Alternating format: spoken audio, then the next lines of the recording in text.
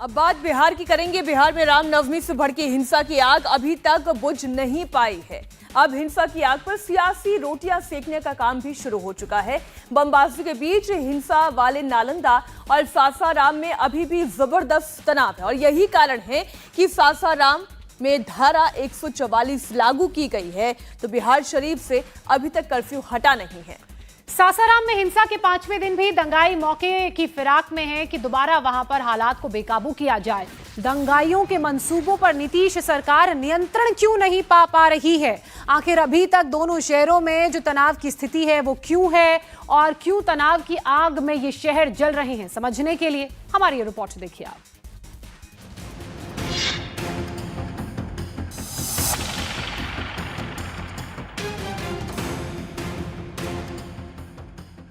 देश का गृह मंत्री हूं।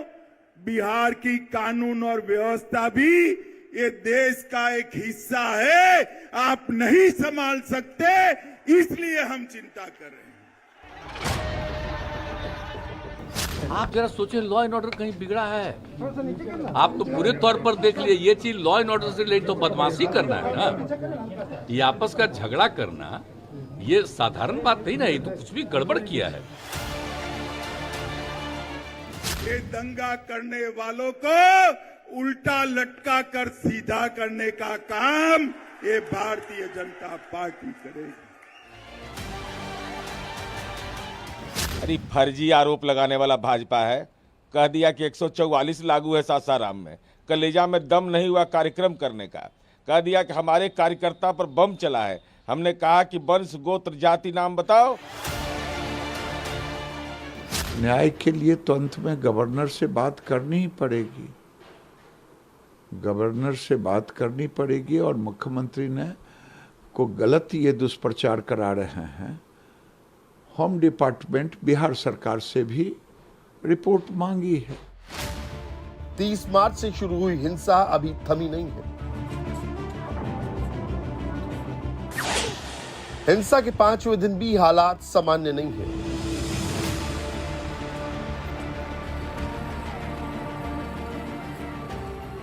बिहार के सासाराम और नालंदा में बिगड़े हालात पर काबू पाने का दावा तो किया जा रहा है, लेकिन हिंसा के 5वें दिन भी दोनों शहरों में भारी तनाव है। दंगाग्रस्त इलाकों में सुरक्षा बलों की पूरी तैनाती है, लेकिन पब्लिक जबरदस्त खौफ में है।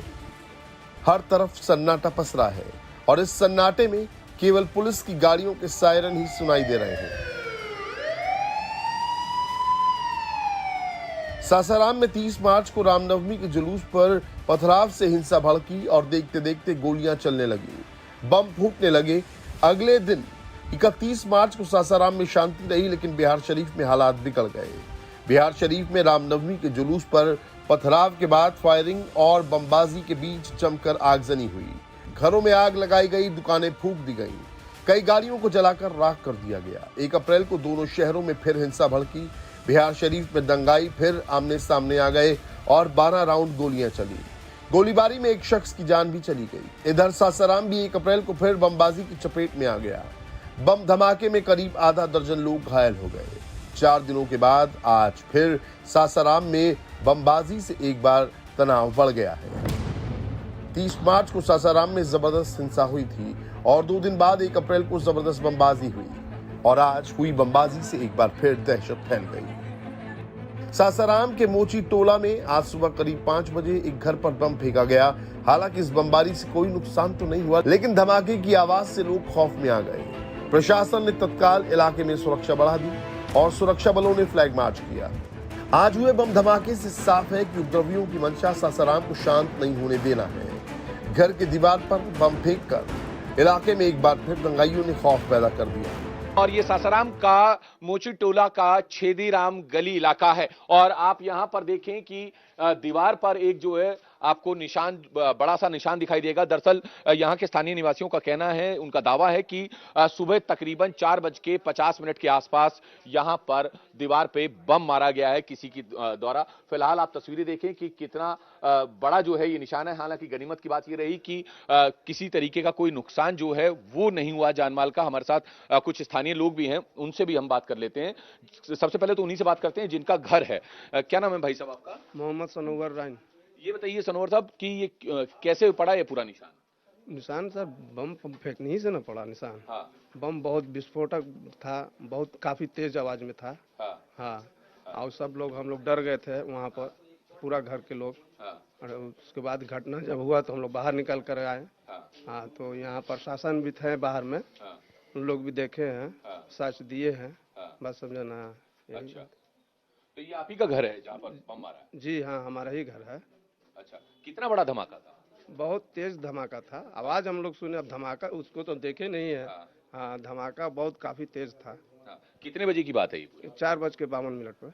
अच्छा, 4:52। जी। आप परिवार के साथ सो रहे होंगे उस वक्त तो? हाँ, उस वक्त तो हम लोग जगे हुए थे, शहरी का टाइम था। हाँ। शहरी के लिए आदमी जगा हुआ था, नमाज पढ़ने के लिए आदमी जा हो रहा था। हाँ। हाँ, उस वक्त जगे हुए थे। जी। आपका क्या नाम है? संजय कुमार साहू। यहीं रहते हैं? यही घर है मेरा। अच्छा, सामने वाला घर है। सामने तो ये बताइए कि क्या देखा आपने और क्या सुना? हमने सोए थे, आवाज सुने तो आए, बलरेज खोल कर देखें तो धुआं हो रहा था। हाँ। तो प्रशासन भी उधर से आ गए थे। हाँ।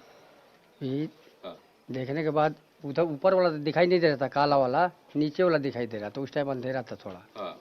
हाँ, धुआं से अंधेरा था। हाँ। बाद में थोड़ा रोशनी आया तो ऊपर का दिखाई देने लगा। अच्छा, कितने बजे की करीब की घटना आई? जो बात ये बताए 5:52, तो घड़ी तो देखे नहीं थे। हाँ, वही 4:52। हाँ। अच्छा, क्या नाम है आपका भाई? सर मेरा नाम शाहरुख आलम हुआ।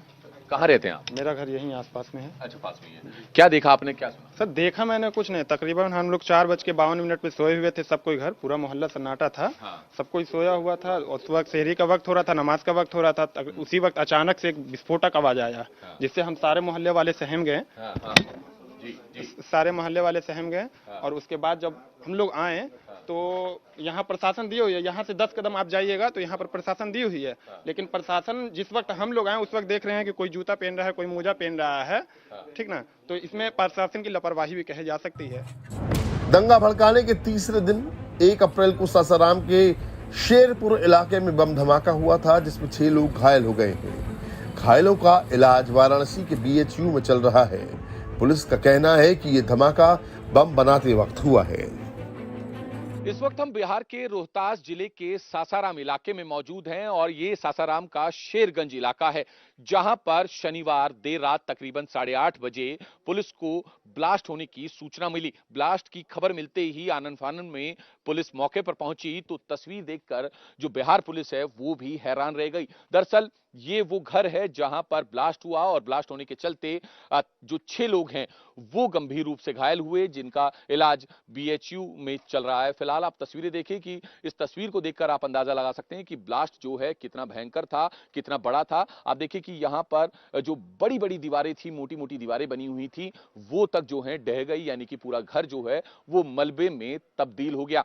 शुरुआती जांच में पुलिस और प्रशासन का ये कहना है कि उनके पास खबर ये आई थी कि यहां पर ब्लास्ट किया गया, यहां पे जो है एक्सप्लोजिव फेंका गया, लेकिन जब पुलिस मौके पर पहुंची, FSL की टीम मौके पर पहुंची, बॉम्ब स्क्वाड की टीम मौके पर पहुंची, तो शुरुआती जांच में ये निकलकर सामने आया कि यहां पर जो एक्सप्लोजिव था उसकी मिसहैंडलिंग की गई, यानी कि कोई बॉम्ब वगैरह बना रहा था और उस दौरान उसकी मिसहैंडलिंग हुई, जिसके चलते ये पूरा ब्लास्ट हुआ और उस ब्लास्ट में 6 लोग घायल हो गए। अब बिहार पुलिस इस पूरे मामले की जांच में जुटी हुई है कि आखिर एक्सप्लोजिव जो है इस घर में कहां से आया, किस तरीके का एक्सप्लोजिव था और कितनी तादाद में था और एक्सप्लोजिव लाने वालों का इरादा क्या था। फिलहाल सासाराम में मोची टोला में आज की बमबाजी की घटना छोड़ दूसरी जगह तनाव तो है, लेकिन प्रशासन हालात पर काबू पाने का दावा कर रहा है। रोहतास के DM का मानना है कि दोनों समुदायों में अविश्वास के कारण हिंसा भड़की। यहाँ पर आबादी का जो है जहाँ जहाँ भी घटनाएं हुई हैं, संकरी टाइप की, मतलब जो वहाँ का रोड है सकरी टाइप का है, डेंसिटी पॉपुलेशन का ज़्यादा है और दोनों समुदायों के लोगों का घर काफ़ी आसपास है, तो कहीं अविश्वास का माहौल पैदा हुआ। शाहजलाल पीर वगैरह के आसपास में क्या हुआ कि आसपास के स्थानीय युवक भी वहाँ पे शरारती उपद्रवी लोग आ गए और वहाँ पे दोनों पक्षों के बीच में ईंट पत्थर का आदान प्रदान भी हुआ। खैर वहाँ पे हम लोग का फोर्स मजिस्ट्रेट था, तो कोई भी ऐसा कोई मतलब स्पेसिफिक जो है ऐसा घटना नहीं हुआ जिसको कि मतलब हम लोग ये बोल पाएँ कि एडमिनिस्ट्रेशन का मतलब वहाँ सही से काम नहीं कर पाया।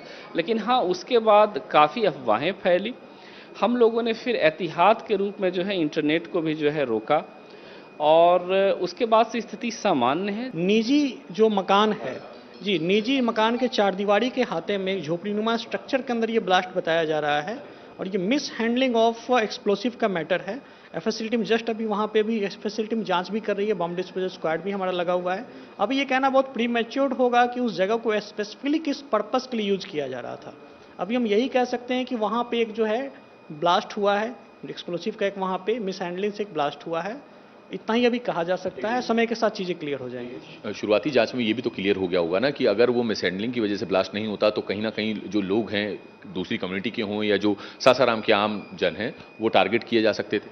जी देखिए, इसलिए हम बताना चाहते हैं आपको कि जो इंजरी उन लोगों की आई है, जो मेडिकल डॉक्टर लोगों का जो मंतव्य है, वो इंजरी एक्सप्लोजन से जो शार्पनेल्स होते हैं, मेन इंजरी उससे लेकर है। सासाराम में प्रशासन की ओर से हालात पर तेजी से काबू पाने का दावा किया जा रहा है। इस बीच वहां पर अभी भी धारा 144 लागू है। 4 अप्रैल तक सासाराम में इंटरनेट बंद रहेंगे। 12वीं तक के स्कूल भी बंद रखने के आदेश दिए गए हैं। हिंसा के मामले में अब तक 32 लोगों की गिरफ्तारी हो चुकी है। इधर नालंदा के बिहार शरीफ में 1 अप्रैल को हुई गोलीबारी के बाद हालात काबू में हैं, लेकिन तनाव बना हुआ है। दंगाग्रस्त इलाकों से किसी तरह की किसी अप्रिय घटना की खबर नहीं है। कोई घटना नहीं घटे, इसके चलते बिहार शरीफ में कर्फ्यू लगा हुआ है। 4 अप्रैल तक इंटरनेट बंद रखने के आदेश दिए गए हैं।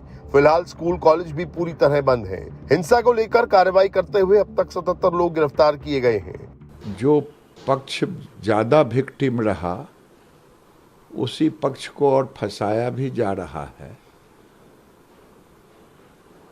तो न्याय के लिए तो अंत में गवर्नर से बात करनी ही पड़ेगी।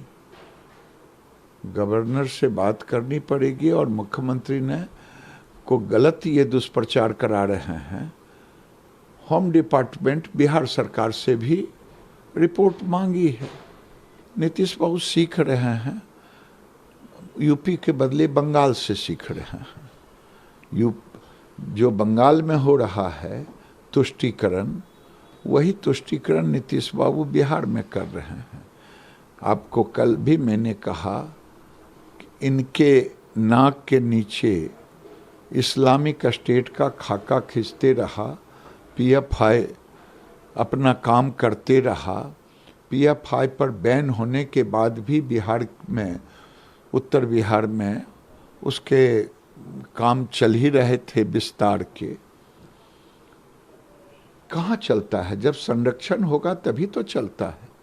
तो ये भी बंगाल से सीख रहे हैं। सासाराम और नालंदा में हालात पर काबू पाने की कोशिश चल रही है। इधर बीजेपी के कद्दावर नेता गिरिराज सिंह ने नीतीश कुमार पर आरोप लगाया कि वो बिहार को बंगाल की राह पर ले जा रहे हैं। इंडिया टीवी हर वक्त हर जगह डाउनलोड करने के लिए सर्च करें India TV news Google play store या ऐप स्टोर पर।